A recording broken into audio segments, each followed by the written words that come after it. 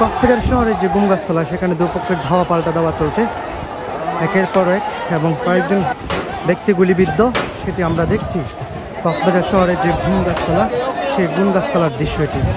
ফ্লাইওভারের নিচে মূলত আন্দোলনকারীরা জেলা আওয়ামী লীগের সাধারণ সম্পাদক মুজিবুর রহমানের ঘরের দিকে ধাওয়া দিচ্ছে, আবার ওদিক থেকে এক দল এদিকে ধাওয়া দিয়ে তাদেরকে নিয়ে আসছে।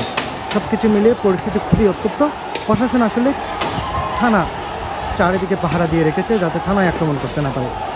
আন্দোলনকারীরা এখনও শহীদ মিনার থেকে শুরু করে পুলিশ সুপার কার্যালয় এবং পাশাপাশি আশপাশের এলাকা যেগুলো আছে সেগুলোতে ছড়িয়ে ছিটিয়ে রয়েছে, এবং আরেক পক্ষে ওদিক থেকে পাটকেল নিক্ষেপ করছে, আন্দোলনকারীদের ধাওয়া দিচ্ছে এবং তারা আবারও সেই চলে আসছে এদিকে।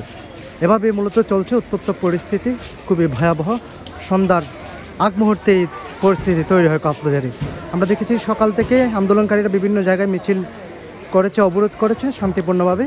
পরবর্তীতে আওয়ামী লীগের পক্ষ থেকেও শান্তি মিছিল হয়েছে কক্সবাজার শহরে, এবং শান্তি মিছিল শেষে আওয়ামী লীগ চলে যায়। এর পরবর্তীতে তারা মিছিল নিয়েছে টার্মিনাল থেকে শহর প্রদক্ষিণ করে এসে এই গুম গাছতলায় এসে অবস্থান নেয় এবং এখানে তারা ভাঙচুর শুরু করে, এবং এখানে গুম গাছতলায় যে পুলিশ বক্সটি রয়েছে সেটিও তারা আগুনে পুড়িয়ে দিয়েছে। পাশাপাশি তারাও ধাওয়া দিচ্ছে এবং তারা আবার ধাওয়া খেয়ে চলে আসছে।